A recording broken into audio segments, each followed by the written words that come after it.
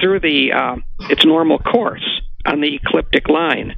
Because, see, the Earth is tilted 23.5 degrees, and that's why you have it bisects the celestial equator twice. I don't want to get too technical, but you have the equinoxes, equal day and night, and then you have the solstices, summer and winter.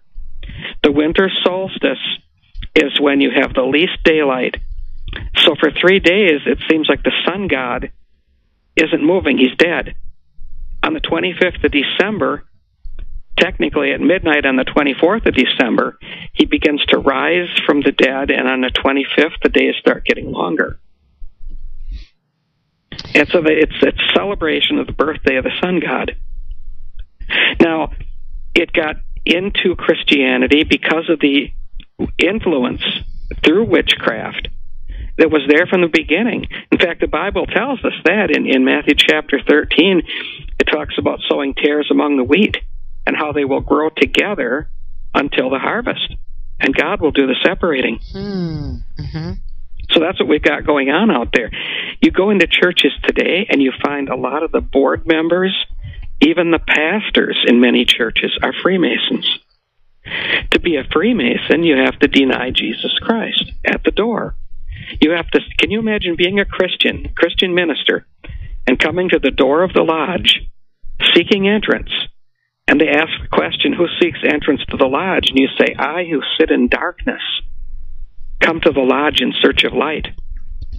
How can you be a Christian and a minister and claim to be sitting in darkness, seeking light from a man who calls himself the worshipful master, and go through the various rituals? We can do that another time, maybe, because it would be too lengthy. But okay, but let me just add, you have now offended a lot of Masons who say, now wait a minute, it's all about finding God in the rituals of Masonry, and these people are disagreeing with you right now in the audience.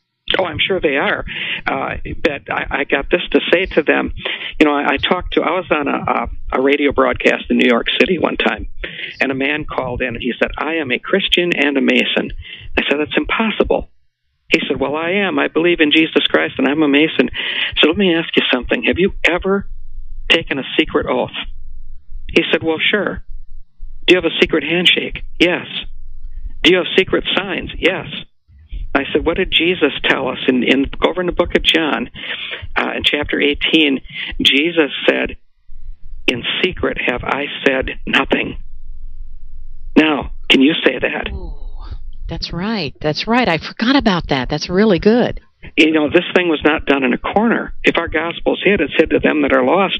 Any organization that's got a secret temple room with a secret altar and secret handshakes and secret passwords, and I'm going to do something now that would earn me a death penalty here, but I've already got so many on me it doesn't matter. The Master Mason, once he rises, because they say a master or a Mason rather becomes a Master Mason. He's entered, passed, and raised. Entered apprentice, fellow craft, and master level. And when he comes up, there's the man who raises him with a lion's paw grip. Says the words Mahabon, which means what this the temple, or also can be interpreted in other languages, the master's carpet. It's a death penalty to say those words above a whisper. Really? Oh yes. Whoa. These are not nice people. And they'll mark you for destruction. If you're a Mason, you try to leave the lodge, if you're at least 32nd degree, they will mark you. They'll put you out of business. You know, I had I'm just going to say this, and I'm not going to identify where, but I had a 32nd degree Mason who had converted back to Christianity, and he contacted me and wanted me to come speak at an area, which I did on the Gulf War illness issue. He was really trying to get to people to tell them the truth, and we had dinner that night, and he told me he was a 32nd degree Mason, and he said, "I may not live very long." He said, "But for me to turn my back on the temple and on Masonry itself," he said, "is my death sentence." And we talked about this at length, and he's saying the very same things that you're saying here. Well, actually, yeah, and in Masonry and in witchcraft, you have the same initiation ritual. You have a summoner, you have a challenger. In fact, if a Mason was going to invite you to be a Mason, he'd say, I'll oppose you, because you have the two sides of the force there, the summoner, the challenger, the opposition. Everything that the Masons have, even the knife, the ritual knife, is found on the Wiccan altar. In fact, in some church altars, you will find everything on that church altar that the Wiccans have on their altar, except the atame, the black-handled knife. And what would those other items be? You have, for example, you have the salt. I know I'm going to be offending people here. The symbols for earth, wind, water, fire. You've got the candles. You've got the salt representing earth.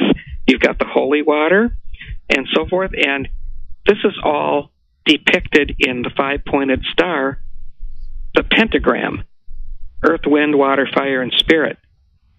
And the symbols that you have, for an example, the Pax Romana, the P with the X at the bottom, Pax Romana, means the peace of Rome. It means I put up no resistance to being taken over.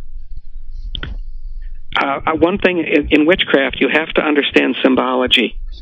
And every place I look, on church windows, on their altars, no matter where you go, you see witchcraft symbols.